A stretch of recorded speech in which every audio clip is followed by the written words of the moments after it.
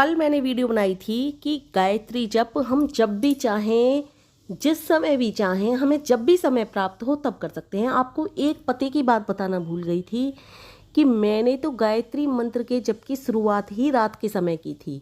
रात में जब सब सो जाते थे तब उठ करके मैं गायत्री मंत्र का जप किया करती थी। मैं तो आपको ये बताना ही भूल गई थी कल की वीडियो में, तो सोचा कि कल बताती हूँ। कुछ लोगों के मन में शंका होगी कि सभी गायत्री साधक तो सुबह शाम करते हैं गायत्री मंत्र के जप, रात में करके कुछ गलत असर ना पड़ जाए, इसलिए मुझे बताना ये आपको बहुत ज़रूरी लगा कि मैंने शुरुआत जो की थी गायत्री मंत्र के जप की वो रात के समय की थी।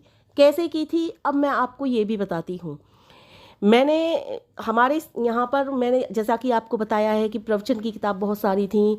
महात्मा आनंद स्वामी सरस्वती जी के प्रवचन हुआ करते थे, उनमें उनमें संदेश रहता था गायत्री मंत्र के लिए कि सदैव गायत्री मंत्र का जप करना चाहिए। मैं उन किताबों को पढ़ती थी और मैं कभी किसी किताब को नहीं पढ़ती थी, लेकिन जिस किताब में भी मुझे गायत्री मंत्र के विषय में मिल जाए मैं उस किताब को पढ़ती थी। और ये भी एक अजीब ही बात हुई थी कि मुझे किसी भी किताब को पढ़ने का मन नहीं करता था। शुरू से ही, बचपन से ही मैं कभी किसी किताब कॉपी की तरफ ज़्यादा ध्यान नहीं देती थी, लेकिन जैसे ही गायत्री मंत्र की कोई बात आती थी, पता नहीं पूर्व जन्म का संस्कार था गायत्री मंत्र से मुझे मिला हुआ या क्या बात थी कि मुझे गायत्री मंत्र के विषय में जानना और उत्सुकता बहुत ज़्यादा थी।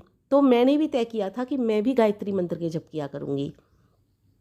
प्रवचन की वीडियो वगैरह चलती थी उस समय, डेक हुआ करते थे, तेज़ तेज़ आवाज़ में पापा जी प्रवचन की वीडियो चलाया करते थे कि गायत्री मंत्र के लाभ चलाया करते थे और गायत्री मंत्र के विषय में चलाया करते थे। बहुत तेज़ तेज़ आवाज़ में गायत्री मंत्र चलाया करते थे, तो मैं सबको सुना करती थी। और उसके बाद शाम के समय जब भी, पहले तो हम जॉइंट फैमिली में थे लेकिन बाद में अलग हो गए थे, लेकिन अलग हो गए थे तो फिर भी हमें आपस में बहुत प्यार था। चाचा ताऊ के बहन भाइयों में सभी में बहुत प्यार था।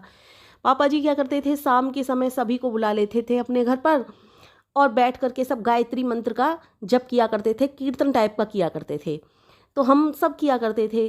तो इससे भी मेरी भावना गायत्री मंत्र की तरफ ज़्यादा प्रबल होती चली गई और मैं किताबों को और कैसेट वगैरह तो चलती ही थी, उनसे भी प्रवचन की भावना प्रबल होती गई। यहीं पर मैं आपको एक बात बताना चाहूँगी। एक मेरे भाई थे, उन्होंने कहा था कि जिनको ईश्वर की प्राप्ति करनी होती है वो वैसे ही कर लेते हैं, इन वीडियोस को बनाने की क्या आवश्यकता है। नहीं भाई, प्रेरणा मिलती है, बहुत ज़्यादा प्रेरणा मिलती है।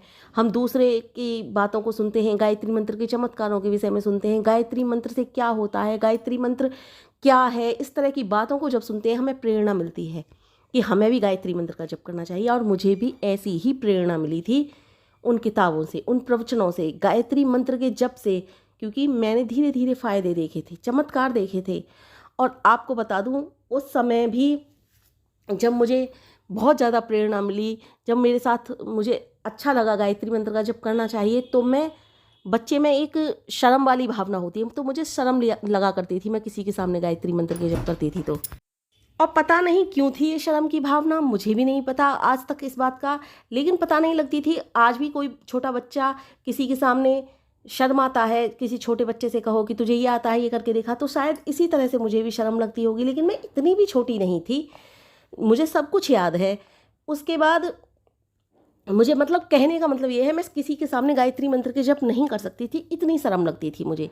तो मैंने तय किया, उसमें आनंद स्वामी सरस्वती जी की किताब है, उसमें भी लिखा है कि जब सब लोग सोए होते थे तब वो उठ करके गायत्री मंत्र का जप किया करते थे। नींद आती थी तो आंखों पर पानी मारते थे, लेकिन गायत्री मंत्र का जप किया करते थे। और भी ज़्यादा नींद आती थी तो वो अपनी चोटी को, उस समय चोटी रखा करते थे सभी लोग, तो अपनी चोटी को वो चोटी से एक रस्सी बांधते थे, ऊपर एक खुंटी हुआ करती थी, उससे उसे बांध लेते थे। जैसे ही नींद का झटका लग करके गर्दन नीचे को होती थी, चोटी खिंचती थी, उसके खिंचाव के कारण उनकी नींद भी टूट जाती थी, तो वो इस तरह के उपाय किया करते थे। तो मैंने भी सोचा मुझे भी रात में उठकर ही गायत्री मंत्र के जप करने हैं। मैं भी यही सोचा करती थी।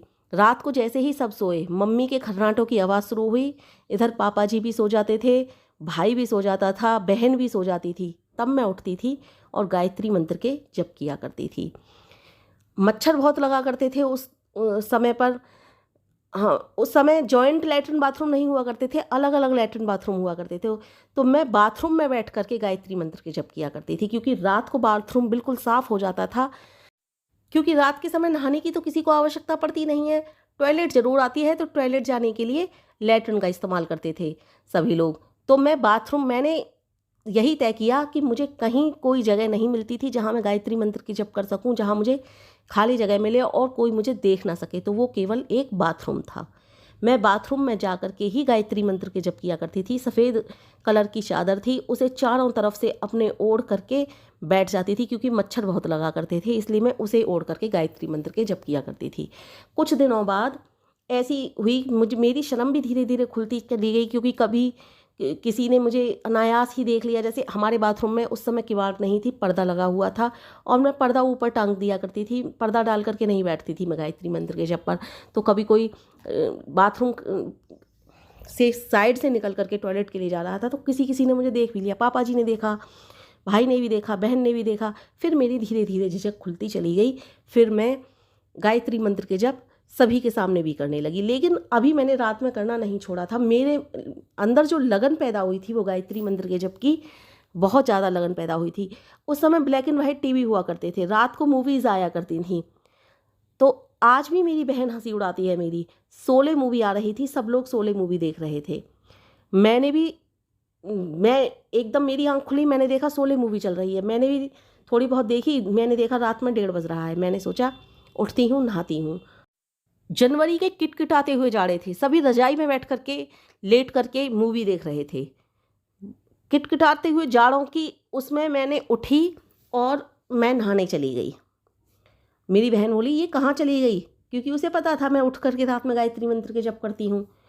तो उसने देखा मैं नहा रही हूँ, उसने कहा कि ये देखो, ये तो शोले मूवी देख करके नहा करके आ गई, और नहा करके मैं गायत्री मंत्र के जप करने बैठ गई थी। धीरे धीरे मेरी झिझक खुल चुकी थी।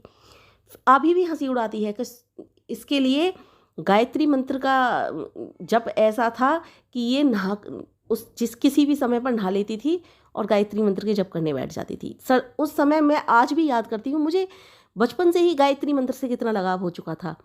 तो मैं आपको ये कहानी इसलिए बताई, प्रेरणा मिलती है हमें इस तरह की कहानियों से। हम इस तरह की कहानियाँ जब किसी अन्य के विषय में सुनते हैं तो बहुत। अब इसका मतलब ये नहीं है कि मैं उस समय सर्दियों में भी नहा लेती थी उठ करके और गायत्री मंत्र के जप करती थी, तो आप भी किटकिटाते जाड़ों में उठो और नहा लो, गायत्री मंत्र का जप करो। इस तरह की बात नहीं बता रही हूँ मैं। मेरा कहने का मतलब ये, उस समय मेरे शरीर में बहुत ताकत थी, क्योंकि बचपन में जो मनुष्य के अंदर ताकत होती है उसकी बात ही अलग होती है। जवानी में भी मनुष्य के अंदर जो ताकत होती है उसकी बात ही अलग होती है। लेकिन मेरे शरीर में जो बीमारियां लगी हैं उसकी वजह से मैं इस तरह की हो चुकी हूँ, और अगर इतनी ताकतवर ना होती तो इन सारी बीमारियों को झेल भी नहीं पाती शायद मैं। और ना ही मुझ में इतनी अकल थी कि मैं बिना नहाए ही गायत्री मंत्र के जप कर लूँ, क्योंकि कुछ नहीं होता नहाने से, और बगैर नहाने से कुछ नहीं होता। हम एक आत्मा हैं, हमें परमात्मा से मिलना है, हमें परमात्मा में ही विलीन होना है। परमात्मा को पाने के लिए नहाना धोना, नियम कर्म ये ज़रूरी नहीं होते हैं। ये मैंने कहानी सिर्फ इसलिए सुनाई कि उस समय मुझ में कितना जुनून था गायत्री मंत्र के जप के लिए। ये कहानी मैंने केवल और केवल इसलिए आपके लिए सुनाई है, क्योंकि बहुत से साधक सोचेंगे कि ये तो नहा करके ही गायत्री मंत्र का जप करती थी, हमें भी नहा करके ही गायत्री मंत्र का जप करना है। तो भाई, रात में 1:30 बजे उठ करके नहाने की आवश्यकता नहीं होती है। अभी भी मैं, अगर मेरी रात को नींद नहीं आती है तो अब इस समय मैं नहाती नहीं हूँ। अब इस समय मैं ऐसे ही गायत्री मंत्र के जप कर लेती हूँ। उस समय मुझे इतनी अकल नहीं थी कि रात में हम उठ रहे हैं तो गायत्री मंत्र का जप ऐसे ही कर लें। तो कोई आवश्यकता नहीं होती है नहाने धोने की, अगर रात में आप कर रहे हो तो। जब इस प्रकार की कहानियाँ हम सुनते हैं तो हमें भी प्रेरणा मिलती है गायत्री जप के लिए, हमें अच्छा लगता है। उस समय हम भी गायत्री मंत्र के जप के लिए प्रेरित होते हैं। लेकिन प्रेरित तो होते ही हैं, लेकिन अपने मन में बसाना होता है, मन को कंट्रोल करके। मन कहता है पहले नहीं करो नहीं करो, लेकिन अपने मन को, मन इतना, मैंने शिव संकल्प में का बात कही थी आपसे, अपने मन को शिव संकल्प ही बनाना होता है कि नहीं, हमें गायत्री मंत्र का जप करना ही करना है। अपने अंदर नियम बनाने होते हैं, अपने आप को नियमों में बांधना होता है। नियम, कैसा नियम? बस यही नियम कि हमें नित्य प्रति गायत्री मंत्र का जप करना है, चाहे कुछ भी हो जाए। और गायत्री मंत्र के जप के लिए भी, कि हम नित्य प्रति गायत्री मंत्र के जप करेंगे, उसके लिए भी हमें और भी नियम बनाने होते हैं। डेली योग व्यायाम करना, ताकि हमारा शरीर स्वस्थ रहे, आगे चलकर हमें कोई बीमारी ना लगे, हमारे कभी गायत्री मंत्र के जप ना टूटें। इसलिए नित्य प्रति गायत्री मंत्र के जप के लिए ही अपने आप को योग में भी ढालना होता है। अपने जीवन में सरलता, नम्रता, मधुरता, मीठी वाणी, दूसरों के साथ पवित्र व्यवहार, ये सब कुछ तो हमारे अंदर स्वयं पैदा होने लगता है जब हम गायत्री मंत्र का जप करते हैं। लेकिन शुरुआत में ऐसा हमें भाव बनाना होता है कि हम कोई भी गलत कार्य नहीं करेंगे, हम किसी के साथ घृणा नहीं करेंगे। कोई व्यक्ति हमसे घृणा कर रहा है तो भी हम इग्नोर करेंगे। कोई व्यक्ति कुरूप है तो उसको देखकर मजाक नहीं उड़ानी है। पहली बात तो कुरूप कोई नहीं होता है। दूसरी बात, किसी को परमात्मा ने बनाया है तो उसके इसी कारण तो बनाया है कि उसने किसी का मजाक उड़ाया। आज हम उसको देख करके उसका मजाक उड़ा रहे हैं तो कितनी गलत बात है। वो अपने किसी पाप की सजा भुगतने के लिए इस रूप में आया है, लेकिन हम उसका मजाक उड़ा रहे हैं तो हो सकता है परमात्मा कल को हमें भी ऐसा ही बना दे। इसलिए किसी को भी देखकर, चाहे कोई कैसा भी आपके सामने आ जाए, कभी किसी को देखकर मजाक नहीं बनानी। ये याद रखना है अपने अंदर कि कोई बहुत ज़्यादा खूबसूरत है ना, तो वो इसलिए है केवल कि उसने कभी किसी का मजाक नहीं उड़ाया था। वो इसलिए है केवल कि उसने खूबसूरती को इतना नहीं आंका जितना खूबसूरती को आंकना चाहिए। आज इसलिए परमात्मा ने उसे खूबसूरती दी है। वो खूबसूरत है इसलिए कि जैसा भी उसे परमात्मा ने किसी जन्म में बनाया था, उसने उस रूप को तरीके से रखने की कोशिश करी, इसलिए आज उसको रूप मिला है। लेकिन किसी को रूप को देख करके हम रूपवान हैं, मजाक उड़ाएं, तो ये कहाँ तक संभव है? ये अच्छी बात नहीं है। सुंदरता क्या होती है? सुंदरता मनुष्य के व्यवहार में होती है। बहू ले आओ, इतनी खूबसूरत ले आओ कि जो बेहद खूबसूरत हो, लेकिन उस समय सास के लिए पता नहीं कि कैसे इसके गुण हैं, कैसे इसके कर्म हैं। बाद में पता चलती है कि ये केवल शकल से खूबसूरत है, इसके गुण तो बहुत अवगुणी हैं, ये तो सबका सर फोड़ने वाली है। तो उससे क्या फ़ायदा? बहू ऐसी होनी चाहिए, चाहे एक बार को शकल सूरत में बेकार हो, लेकिन कम से कम घर परिवार को तरीके से तो चलाने वाली हो। बहुत ज़्यादा खूबसूरत बहू हो और घर में विध्वंस करती हो, कलह क्लेश करती हो, किसी को गिदानती ना हो, तो क्या फ़ायदा? ऐसे ही बेटे की भी बात है। बहुओं के लिए ही क्यों उदाहरण में लें, बेटा भी कोई बहुत खूबसूरत बेटा है, लेकिन हर समय माता पिता के नाक में दम दे रखा है। वहाँ दंगा, वहाँ फसाद, वहाँ मारपीट, वहाँ कुछ और, वहाँ कुछ और। तो कहाँ तक माँ बाप का दिल दिमाग कलह क्लेश में नहीं होगा? बहू से तो एक बार को घर की ही कलेश है सिलट लेंगे, लेकिन वो तो बाहर की कलेशें ले लेकर आता है। क्या फ़ायदा उससे? इसलिए व्यवहार अच्छा होना चाहिए। व्यवहार ऐसा होना चाहिए कि सभी को पसंद आए।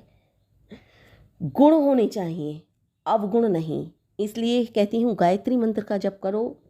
अगर आपके अंदर कोई खराबी भी है तो वो भी। गायत्री साधक जो दूसरों की बातें होती हैं उन्हें सुनते हैं, अच्छे से सुनते हैं, लेकिन जो ठीक होती है ना, विचार करते हैं उस पर, और उसी जो ठीक होता है, सही होता है, उस पर ही निर्णय लेते हैं।